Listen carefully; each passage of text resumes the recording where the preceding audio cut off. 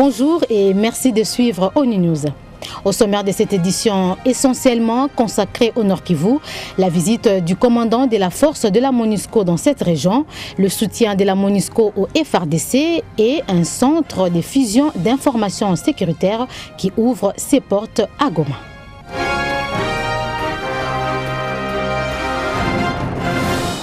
Tout d'abord, ce déplacement du commandant de la force de la MONUSCO au Nord Kivu.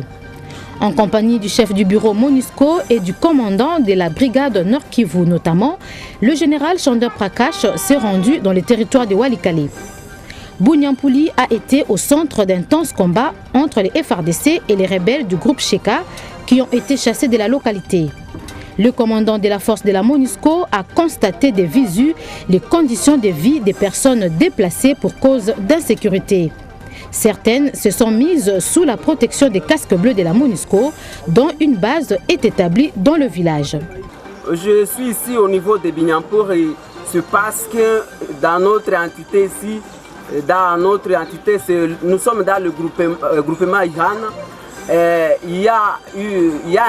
Nous avons guerre qui est dans notre milieu.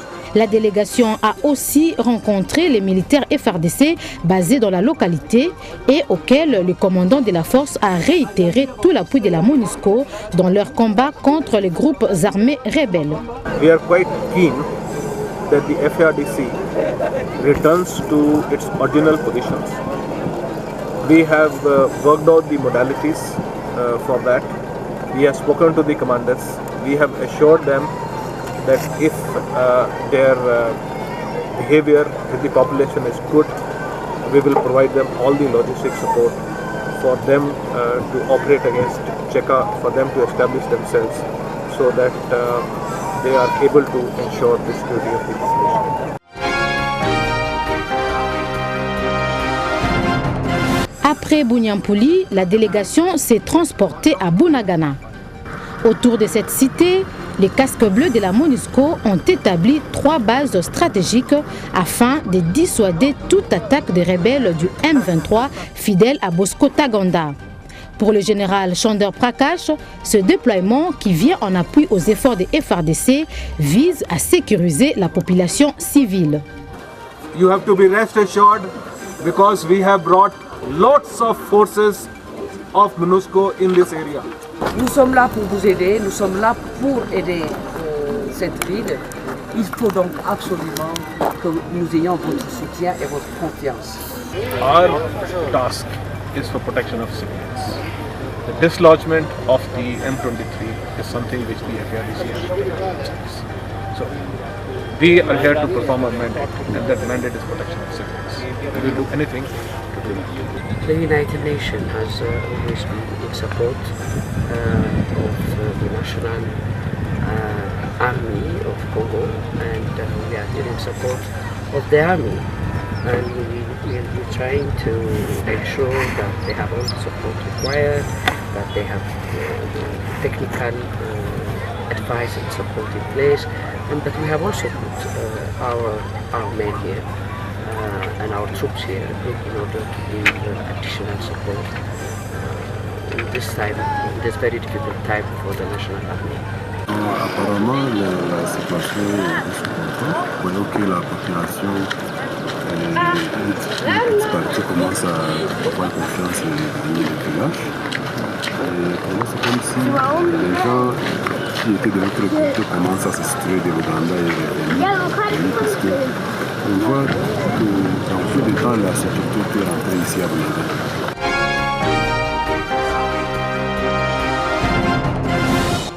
Ainsi donc, la visite du commandant de la force de la MONUSCO intervient à un moment où l'insécurité a refait surface au Nord Kivu.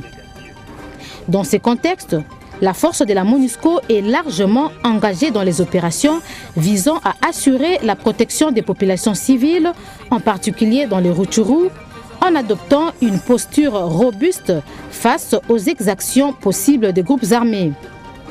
Elle apporte aussi un soutien logistique de proximité aux FARDC engagés dans les opérations contre les M23. Qu'entend-on par soutien de proximité? À la conférence de presse One UN, le porte-parole militaire de la mission onusienne a apporté des éclaircissements. Ce soutien se décline sur plusieurs volets, a-t-il dit, dont les volets santé. Les structures médicales existent au niveau des différentes bases de la MONUSCO déployées un peu partout dans la province et ces structures sont ouvertes aux militaires FARDC. Nous mettons nos avions à la disposition du commandement des FARDC pour procéder à des vols de reconnaissance et à des vols d'évaluation. C'est ainsi que plusieurs vols ont eu lieu au Sud Kivu, dans le Kaléé, dans l'axe Bunyakiri-Ombo, dans le Bunyampuli, également dans l'axe Kivanja jusqu'à Runyoni. Donc ça c'est également un deuxième volet. Et enfin le troisième volet, c'est surtout le volet planification.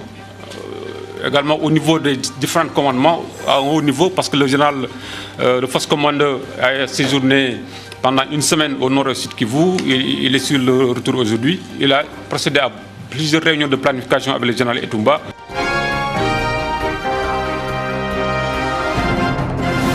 Restons au Nord Kivu, où le Centre régional de fusion des informations sécuritaires des pays de la conférence internationale sur la région des Grands Lacs, CIRGL en sigle, a ouvert ses portes. Objectif du centre, traquer les groupes armés et poursuivre les présumés criminels recherchés par la Cour pénale internationale en Afrique centrale.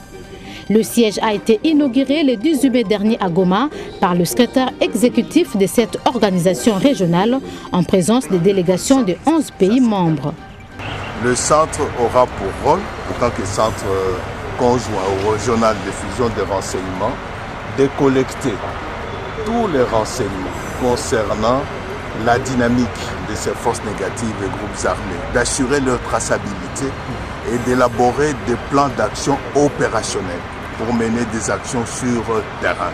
Donc c'est un centre très important. Et ici en permanence vont se réunir et fonctionner 24 experts civils et militaires des services de renseignement de nos pays.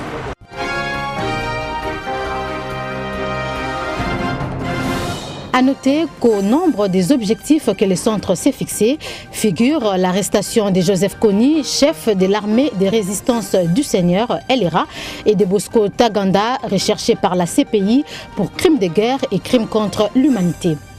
Voilà qui a achevé cette édition. Merci de votre attention.